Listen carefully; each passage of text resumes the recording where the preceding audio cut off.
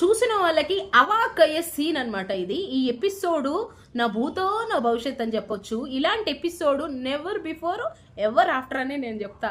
ఎందుకు అంటే మరి ఇంత ఘోరమా, ఇంత అరాచకమా, ఇంత అన్యాయమా? ముందు ఎపిసోడ్లోకి వెళ్ళు. సరే వెళ్ళిపోదాం. ఏంటి అంటే ఆల్రెడీ 3 గ్రీన్స్ వచ్చిన వాళ్ళు ఈ సీజన్లో 3 మాత్రమే. వాళ్ళు ఎవరని మనందరికీ తెలుసు. ఓకే, ఫస్ట్ అయితే మిథిలేష్, ఆ తర్వాత ఆర్జే చరణ్ అండ్ ఆ తర్వాత రాజ్ కుమారి డయానా అనే ఒక ఆమె.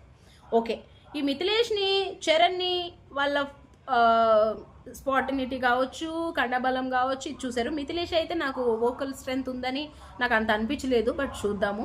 ఈ చరణ్కి వోకల్ స్ట్రెంగ్త్ ఉంది కానీ ఫిజికల్ స్ట్రెంగ్త్ అంత ఉందా? ఈ అబ్బాయి ఎంటర్టైన్ చేయగలుగుతున్నాడు, బట్ ఫిజికల్ స్ట్రెంగ్త్ మీద నాకు ఇంకా డౌటే. ఓకే, సెలెక్ట్ అయ్యాడు.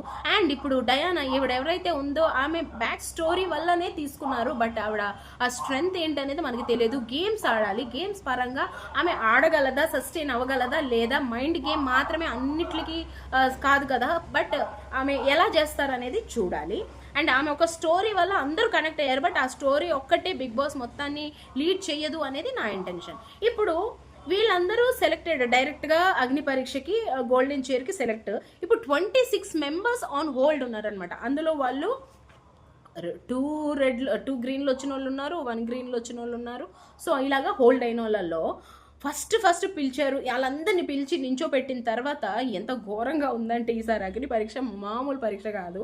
శ్రీరామ్ ఎవరు అంటే, అభిజిత్ గారు నేనే నీ తమ్ముడిని అనుకో, నా పేరు లక్ష్మణ్ అనుకో అని చెప్పి మరి అన్న అంటేనే అని చెప్పి కనెక్ట్ అయిన ఒక సాంగ్ తీసుకొని ఆయన యాక్ట్ చేసుకున్న ఆ పర్సనాలిటీనే శ్రీరాము. ఆ శ్రీరామ్ని ఒక స్టెప్ ఎవరెవరినైతే పిలుస్తారో వాళ్ళందరినీ ముందుకు రమ్మన్నారు. వచ్చిన వాళ్ళల్లో ఈ అబ్బాయి ఒకరు. ఆ తర్వాత గౌరీ త్రినేత్ర అంటే అబ్బాయిగా ఉన్న అమ్మాయి, అమ్మాయిగా మారిన అమ్మాయి. ఓకే, ఆ అమ్మాయి తర్వాత రమ్య అని అమ్మాయి. ఆ తర్వాత గౌతమ్ అంటే డాక్టర్ గెటప్ వేసుకుని వచ్చిన అతను.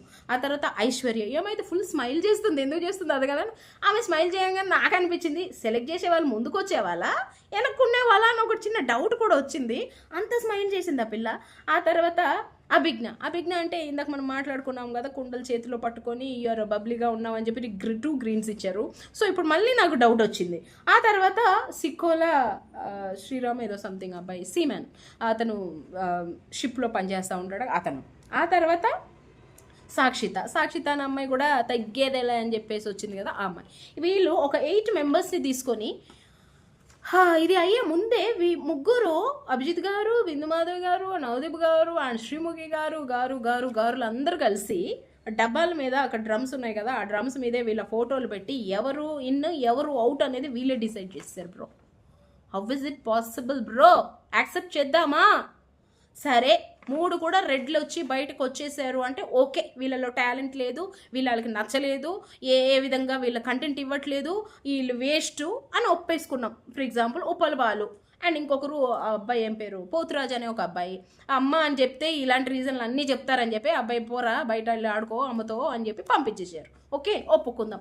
మరి వీళ్ళని ఎందుకు ఇంత ఇదిగా ఒకే ఎపిసోడ్లో, అది కూడా ఒక ఫుల్ ఎపిసోడ్ కూడా కాదు బ్రో, ఎపిసోడ్ పావు ఒక 10 నిమిషాల్లో పిలిచి వీళ్ళని ఎందుకు పంపించేశారు? పాపం వాళ్ళు అసలు క్వశ్చన్ కూడా చేయలేకపోయారే. కనీసం మనం ఆడియన్స్ అయినా క్వశ్చన్ చేయకపోతే వాళ్ళు ఏం చూపిస్తే అది చూస్తూ ఉందామా? క్వశ్చన్ చెయ్యమా? ఏంది ఇది నాకు అర్థం కావట్లేదు. ఖచ్చితంగా ఈ విషయం అయితే మనం క్వశ్చన్ చేయాలి. ఈసారి జరిగిన అగ్ని పరీక్ష అస్సలు అన్ఫేర్. అసలు సెలెక్షన్స్ కానీ ఆడిషన్ కానీ వ్యాలిడ్గా కరెక్ట్గా జరగలేదు అనేది నా ఇంటెన్షన్. ఇప్పుడు వీళ్ళని ఇంతమందిని ఫోన్ ఒక రెడ్ ఇచ్చిన వాళ్ళు లేకపోతే ఒక గ్రీన్ ఇచ్చిన వాళ్ళు అయితే, అలానే తుల్లూరి ఏం పేరు భాగి అని ఆవిడ ఉంది అంటే నేను ఎవరిని, అక్కడ ఉన్న వాళ్ళు డిజర్వింగ్ ఉండొచ్చు, బట్ ఇక్కడ ఉన్న వాళ్ళు కూడా డిజర్వింగ్ అంటే 3 రావాల్సింది 3 గ్రీన్లు రావాలి అనుకునే వాళ్ళు కూడా ఇక్కడ ఉన్నారు. ఇప్పుడు వెళ్ళిపోయిన వాళ్ళల్లో ఉన్నారు. మరి అక్కడ ఉన్న వాళ్ళు ఎందుకు ఈ అబ్బాయిని తీసుకున్నారు అనే వాళ్ళు కూడా ఉన్నారు. లేకపోతే ఎందుకు ఈ అమ్మాయిని తీసుకున్నారు? నేనేవో ఇప్పుడు వాళ్ళు ఆల్రెడీ సెలెక్ట్ అయిన వాళ్ళు మనం పేర్లు చెప్తే వాళ్ళని డిగ్రేడ్ చేసినట్టు లేకపోతే వాళ్ళని కించపరిచినట్టు ఉంటుంది. కాబట్టి నేను మాట్లాడలేదు. ఏదో విధంగా సెలెక్ట్ అయ్యారు, థ్యాంక్ గాడ్. ఇంకెంతకన్నా నాకేం మాట్లాడాలి అర్థం కాలేదు. బట్ నిన్నే పొగిడాను, wow Abhijit, wow Navdeep, wow Bindu మీద సెల్యూట్ అని నిన్నే అన్నాను. ఈలోపు ఇలా జరిగింది. నిజంగా వీళ్ళదే డెసిషన్ అయితే మాత్రం యు ఆర్ అన్ఫేర్ డెసిషన్. లేదు యాజమాన్యందే తప్పు అయితే మాత్రం ఒకసారి రీచెక్ చేయాలి. This is not fair. జనాలు దీన్ని యాక్సెప్ట్ చేయరు, ఇది కరెక్ట్ కాదు అనేది నా ఇంటెన్షన్. Thank you.